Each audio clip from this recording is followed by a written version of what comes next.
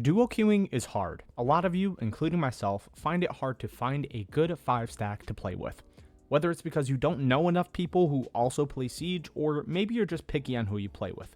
Whatever the case, you have a friend that you always play with no matter what. They're your bestie. So how can you maximize your potential in a ranked game of Rainbow Six Siege? To start, you guys have to understand how the other person plays and play operators that support that playstyle.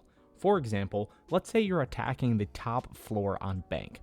I will always run Zero on this site and basically walk Aiden, that's my duo, through the building. One of Aiden's strengths is his mechanical ability, and I know that. So I capitalize on it by giving him the information he needs to make a play in the round. Once he gets 1 or 2 picks, I start to move up to hold the flank or be there to refrag him and take over for the rest of the round. When you're duo queuing, you can't rely on the randoms to do what you have in mind for the round. Majority of the time, everyone thinks they're in the right and that they're the smartest player in the lobby. So you have to play like you're in a constant 2v5. With the new season, Siege is slowing down.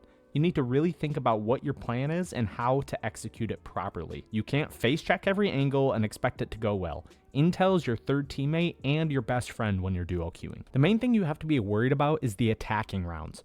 No matter how much Ubisoft adds to the attacking side, the game will probably always be defender-sided, and that's just the way it is. Defenders have the immediate advantage of time on their side as soon as the round starts. So during the drone phase, you and your duo have to talk to each other about what site they are, where you want to push from, and the 2 best operators you can bring to give yourselves the best chance of success. Operators like Zero, who bring the utility of 4 operators, are great. Zero brings intel, hard breach, utility destruction, and fragging potential. I just made a video about some of the best operators to bring in 2024, and Zero's on that list, so be sure to check it out. Another thing to keep in mind when you're duo queuing is to pay attention to what everyone is doing throughout the round. This also applies if you're 5-stacking or solo queuing, but it's still a good tip. If you and your duo are split up, where are they putting pressure at, and how can you use that to your advantage? If you're defending and your teammate calls that the push is from one side of the map and you're off deep roaming, completely separate from that,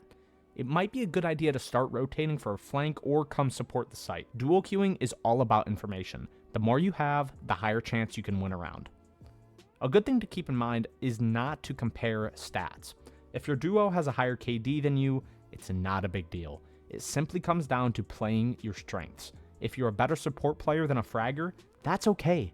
It's actually beneficial to have more than one playstyle in your pocket. That doesn't excuse going 1-6 every single game and getting carried. That just means you aren't pulling your weight. But if you're averaging 4 to 5 kills per game, and every one of those kills helped win a round, you did a fine job. When you duo queue a ranked match, one of 2 things is going to happen.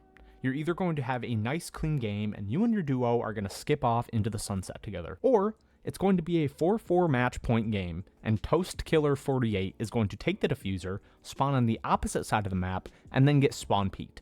So it really depends how unlucky you get with randoms, which happens pretty often, but on the bright side, playing in harder conditions makes you a better player overall, so even if you aren't winning, you're improving. The best general Siege tip I can give you, this doesn't just apply to duo queuing or solo queuing or even 5-stacking, it's just a general Siege tip. When something happens like you die or a plan goes to shit, rather than complain that it went to shit or complain that you died or whatever, ask why. Why did the plan go to shit? Why did you die? Like there's always a reason for that thing. Just remember to keep a steady head and you'll be a-okay, I promise. That is my beginner guide to duo queuing in year 9 season 1 of Rainbow Six Siege. It's a little bit of a shorter video, but it gets the job done. If you guys liked the video, make sure you leave a like down below and leave a comment with your thoughts. But anyways, and as always, I'll see you in ranked.